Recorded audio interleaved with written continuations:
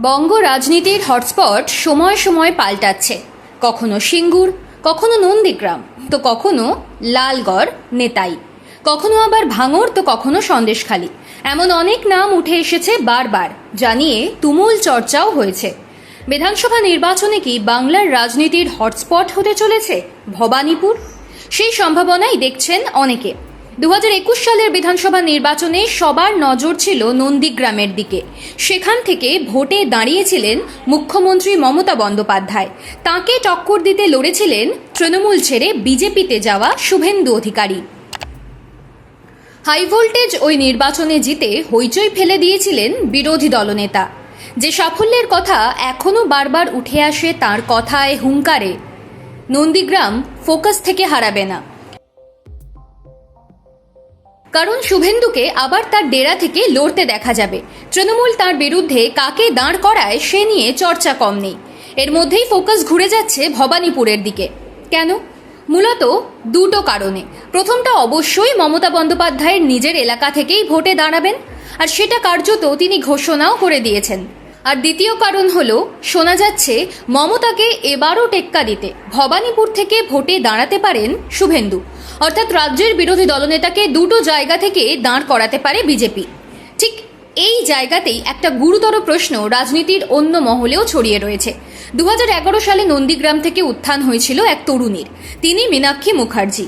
মমতা এবং শুভেন্দুর বিরুদ্ধে প্রথমবার নির্বাচনে নেমে অঙ্ক ওলট পালট করে দিতে পারেননি।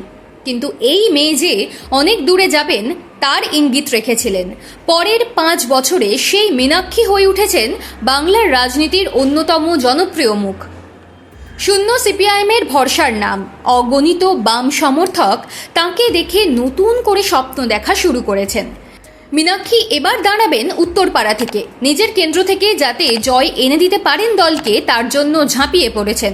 সাম্প্রতিক অতীতের নির্বাচনী তথ্য বলছে, উত্তরপাড়ায় বামেদের পায়ের তলার জমি মোটামুটি শক্ত। তৃণমূল এবং বিজেপিকে টক্কর দিতে পারবেন মীনাক্ষী। নন্দীগ্রামে আর সিপিআইএমকে লড়তে দেখা যাবে না এবার। সিপিআইকে ছেড়ে দেওয়া হয়েছে তাদের পুরনো আসন। প্রশ্ন হলো, ভবানীপুরের মতো হাই ভোল্টেজ কেন্দ্র থেকে সিপিআইএমের হয়ে কে লড়বেন? এই প্রশ্নের উত্তর খোঁজার আগে জানতে হবে অতীতে ভবানীপুরে সিপিআইএমের সাফল্য কেমন। 2011 সালে পালাবদলের সময় ভবানীপুর থেকে ভোটে জিতেছিলেন তৃণমূলের সুব্রত বক্সী। তিনি বড়সড় মার্জিনে হারিয়েছিলেন সিপিআইএমের নারায়ণ প্রসাদ জৈনকে। ওই বছরই উপনির্বাচনে ভবানীপুর থেকে জেতেন মমতা। সিপিআইএমের প্রার্থী ছিলেন অধ্যাপিকা নন্দিনী মুখার্জি।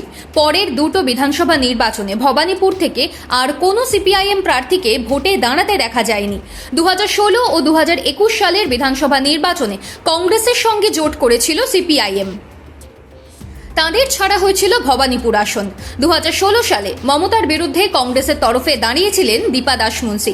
2021 সালে শোভনদেব চট্টোপাধ্যায়ের বিরুদ্ধে কংগ্রেস দাঁড় করিয়েছিল মোহাম্মদ সাদাব খানকে। শুভেন্দুর কাছে হারের পর আবার উপনির্বাচনে মমতার বিরুদ্ধে ফিরেছিল সিপিআইএমের প্রার্থী শ্রীজীব বিশ্বাস।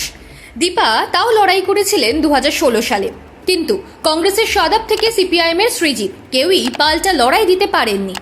অবশ্য বাই ইলেকশনে বরাবরই অ্যাডভান্টেজ পায় শাসক দল। সেই ভবানীপুরের নির্বাচনে এবার ফিরতে চলেছে সিপিআইএম। হাই ভোল্টেজ লড়াইয়ে কাকে প্রার্থী করা হতে পারে? কংগ্রেস সরে যাওয়ার পর থেকেই ওই আসন নিয়ে ভাবনা চিন্তা শুরু হয়েছে আলিমুদ্দিনের তরফে। মোটামুটিভাবে ভাবা হয়েছিল সিনিয়র কোনো নেতাকে ওই আসন থেকে দাঁড় করানো হবে। কিন্তু পরিবর্তিত পরিস্থিতিতে যদি শুভেন্দু দুটো আসন থেকে লড়াই করেন, তাহলে ভবানীপুরে ফোকাস করবে লাল ঝান্ডা। তাই ভবানীপুর কেন্দ্র নিয়ে নতুন করে ভাবতে শুরু করেছে সিপিআইএম। আর সেই ভাবনা থেকেই উঠে আসছে দুটো নতুন অঙ্ক। এক, বিনোদন জগতের এক নামী মুখকে দাঁড় করানো যায় কিনা, যিনি একদিকে যেমন মহিলা প্রার্থী, অন্যদিকে বেশ জনপ্রিয়। সরকারের সঙ্গে তাঁর দূরত্বও রয়েছে। অন্যদিকে নতুন এক মীনাক্ষীকে তুলে আনা যায় কিনা, সে ভাবনাও রয়েছে। নতুন কোনো তরুণ নেতা বা নেত্রীকে দাঁড় করালে তিনিও প্রচার পাবেন, মিডিয়ার নজর কাড়বেন। ভবিষ্যতের দিকে তাকিয়ে নতুন মুখ হিসেবে তুলে আনা যাবে তাঁকে।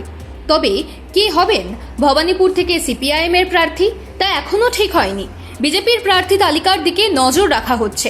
সত্যি যদি শুভেন্দু দাঁড়িয়ে যান মমতার বিরুদ্ধে, তাহলে দুটো নতুন অঙ্কের কোনো একটা কোষে ভোটের ময়দানে নেমে পড়বে সিপিআইএম।